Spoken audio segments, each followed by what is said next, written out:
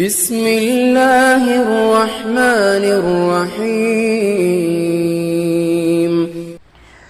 قرآن عظیم الشان میں اللہ رب العزت ارشاد فرماتے ہیں کہ جو اللہ کی یاد سے اعراض کرتا ہے اللہ رب العزت اس کی معیشت کو تنگ کر دیتے ہیں۔ یہ سورہ طٰہٰ کی آیت نمبر 124 کا مفہوم ہے۔ نحمدہ ونصلی علی رسولہ الکریم، اما بعد فاعوذ باللہ من الشیطان الرجیم، بسم اللہ الرحمن الرحیم۔ وظائف و حکایات یوٹیوب چینل دیکھنے والے تمام دوستوں کی خدمت میں السلام علیکم۔ کیسے ہیں دوستو؟ امید کرتے ہیں کہ آپ ایمان صحت کی بہترین حالت میں ہوں گے۔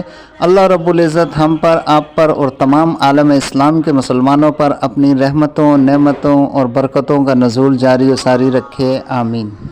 دوستو آج ایک نئے وظیفے کے ساتھ آپ کی خدمت میں ایک بار پھر حاضر ہوئے ہیں۔ آج کا ہمارا وظیفہ ہے رزق کے بند دروازے کھولنے کے متعلق، کہ رزق کے بند دروازے کس طرح سے کھلیں گے۔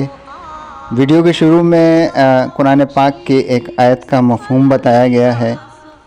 دوستو ہم گناہوں کو ترک کر دیں، گناہوں کو چھوڑ دیں اور پھر کمال دیکھیں کہ رزق کے دروازے کس طرح سے کھلتے ہیں۔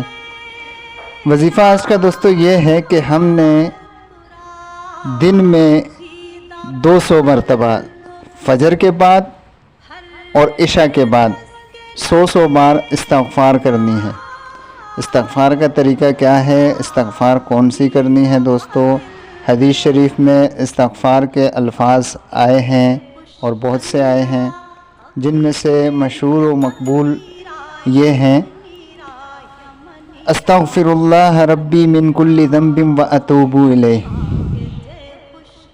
استغفر اللہ الذی لا الہ الا هو الحی القیوم واتوب الیہ۔ یہ دو استغفار مشہور و مقبول ہیں دوستو، ان میں سے کسی کا بھی انتخاب کر لیں۔ صبح میں 100 بار ایک استغفار پڑھ لیں، شام میں دوسری استغفار 100 بار پڑھ لیں، 200 بار یہ تعداد ہو جائے گی۔ اور دوستو استغفار صرف الفاظ سے نہیں پڑھنی، بلکہ ہر انسان سے گناہ سرزد ہوتے ہیں، نرزشیں ہوتی ہیں۔ دوستو اپنی نرزشوں، گناہوں کو سامنے رکھتے ہوئے انتہائی ندامت کے ساتھ اور آئندہ گناہ نہ کرنے کے عزم کے ساتھ استغفار کریں گے، کیونکہ اللہ رب العزت دلوں کے حال کو بہتر جانتے ہیں۔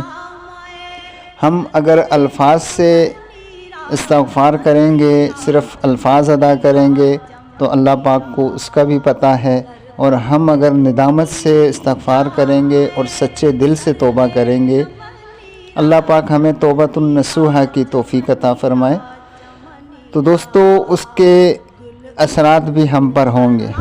ہم نے سچے دل سے استغفار کرنی ہے اور اپنے گناہوں سے توبہ کرنی ہے، اور استغفار کے ساتھ ساتھ درود پاک کی بھی کثرت رکھیں، نمازوں کا اہتمام رکھیں۔ ان اعمال کو اگر آپ کر لیں تو رزق کے دروازے اس قدر کھلیں گے کہ آپ خود حیران ہو جائیں گے۔ اور دوستو ان اعمال کو کرتے ہوئے آپ پر انشاءاللہ عزیز ہر طرح کی رحمتوں کی اللہ پاک بارش کریں گے، کیونکہ توبہ کرنے والا اللہ پاک کا محبوب ہوتا ہے۔ آپ نے یہ عمل کرنا ہے اور اس عمل کو ہمیشہ قائم و دائم رکھنا ہے۔ تو دوستو یہی تھا آج کا ہمارا وظیفہ۔ ملتے ہیں اگلی ویڈیو میں نئے وظیفے کے ساتھ، تب تک کے لیے ہمیں دیجیے اجازت۔ اپنا بہت سا خیال رکھیے گا۔ اللہ حافظ۔